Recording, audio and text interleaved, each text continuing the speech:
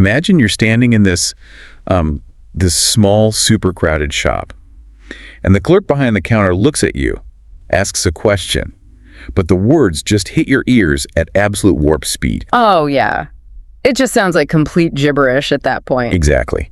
And in that split second, you basically have two choices. You can either ask them to repeat themselves and, risk looking a bit foolish. Oh, you take the easy way out. Right. You just flash this polite little smile, nod your head, and basically pray they don't ask a follow-up question. Which, if you've ever chosen that smile and nod route, congratulations. Your brain just completely prioritized social survival over actual communication. It's so true. Welcome to today's deep dive, everyone. Glad to be here. Today we're looking at a really foundational guide titled Basic English Conversations for Beginners, a step-by-step guide. And it is a fascinating read. It really is. Okay, let's unpack this. Because learning anything new, especially a language, can feel incredibly overwhelming. Oh, absolutely. So our mission today is to cut through that overwhelm. We're going to extract a simple, highly effective strategy from this text. Right, focusing on how to build confidence. Exactly. Through a structured daily speaking practice that you can do entirely alone, using self-talk and morning routines. So by the end of this deep dive, you'll have a practical toolkit for tackling those new challenges. What's really fascinating here is that before we can build that daily practice, we have to look at why learning feels so paralyzing in the first place. Yeah, that fear of real-time conversations. Exactly. The text has this great anecdote about a student named Paul. He's at a shop. The shopkeeper speaks incredibly fast, and Paul's reaction is to just completely freeze up. Yeah, he just smiles and nods, completely confused. It's like, it reminds me of being at a dinner party where everyone is passionately debating some award-winning movie that you haven't actually seen. Oh, that is the worst feeling. Right. Instead of just saying, hey, I haven't seen it, you find yourself nodding thoughtfully, sipping your drink. Laughing when everyone else laughs. Exactly. Desperately hoping nobody asks for your specific opinion. It's a universal survival instinct. But why is our first instinct to hide our confusion instead of just asking for help? Well, psychologically, it comes down to the fear of looking inadequate. We have a deep need to belong, right? Yeah, nobody wants to be the outsider. Exactly. So when that shopkeeper speaks rapidly, Paul's brain is hit with a dual overload, the mechanical failure to translate the words and the sudden social threat. So you just take the path of least resistance. Oh, right, you mimic.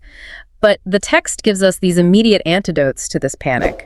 The teacher in the guide, Emily, she gives Paul these incredibly functional tools. Oh, right. The emergency brakes. Yes. Phrases like, please speak slowly, and can you repeat that?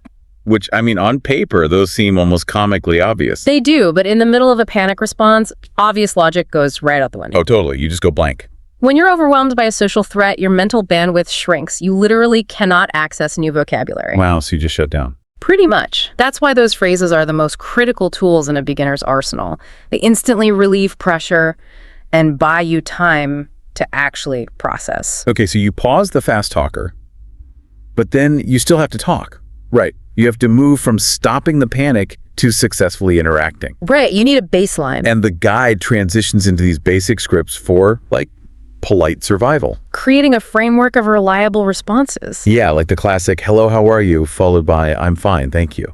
The standard exchanges. Right. And then it moves to a restaurant setting. Phrases like, I would like a burger, or can I have water?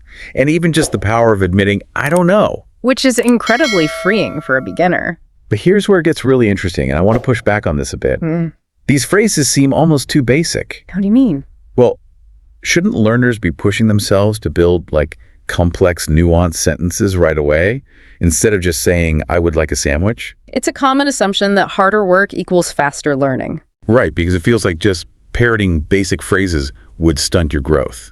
But the text demonstrates that simple is actually powerful here. When you try to build a sentence from scratch, your brain is juggling a massive load.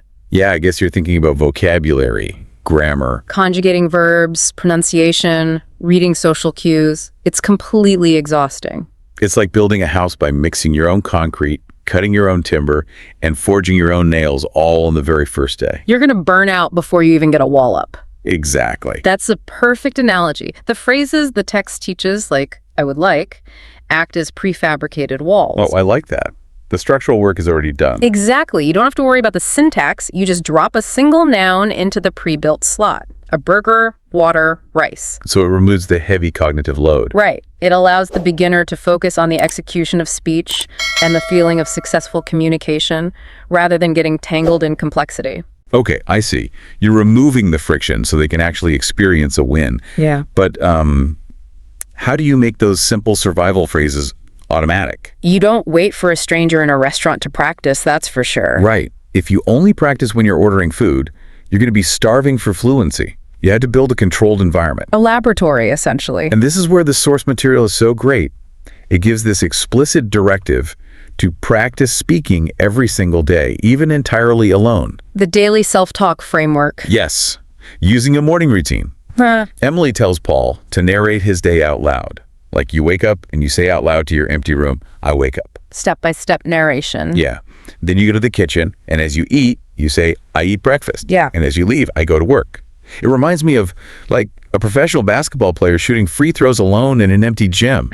Just drilling the fundamentals without a crowd watching. Exactly. But, I mean, what does this actually mean for the listener? How does just saying, I wake up to an empty room actually build fluency? If we connect this to the bigger picture, narrating physical actions in real time helps your brain map the new language to actual physical reality. It takes it out of the textbook. Right. When you just read vocabulary, it's abstract. But when you say, I wake up at the exact moment, you're physically sitting up in bed. Oh, you're linking the sound to the muscle memory. Exactly. It moves the vocabulary from abstract theory into lived experience. And doing this alone creates a zero-stakes environment. So there's no fast-talking shopkeeper waiting for a response. No social pressure. The stress barrier that usually blocks memory retrieval is just completely absent. Your brain adapts much faster. Okay, so practicing alone prepares you for the real world. But when you finally step out that door, you will still mess up. It is guaranteed. Yeah, and the source material shows us that this is exactly what's supposed to happen. Yeah. Paul has this really funny, vulnerable story about trying to use his English in the wild. Oh, the restaurant story. Yes, he's trying to express a very basic physical need. He wants to say, I am hungry. But instead, he accidentally says, I am hunger. A very minor shift in vocabulary with a very different outcome. It's hilarious. Saying I am hunger makes you sound like a dramatic comic book supervillain. Tremble before me. Exactly. Yeah. The stranger was utterly confused. But Emily doesn't scold him. The overarching theme is about overcoming shyness and shedding the fear of making mistakes. Because mistakes help you learn. Right. But how do we practically train ourselves to internalize that mistakes are good instead of just, feeling that terrible flush of embarrassment? This raises an important question. Culturally, we're conditioned to view mistakes as personal failures. Yeah, like we aren't good enough. But the difference between a learner who gives up and one who succeeds is entirely based on their willingness to be the person who accidentally says, I am hunger. You have to drop your armor. Exactly. If you protect your pride, you stay silent. And silence means zero progress. The text's core message is that small steps and overcoming the fear of imperfection lead to big results. Success isn't executing it perfectly, it's just having the courage to step out of your kitchen and try. Every mispronunciation is proof that you made an attempt. That is such a great takeaway.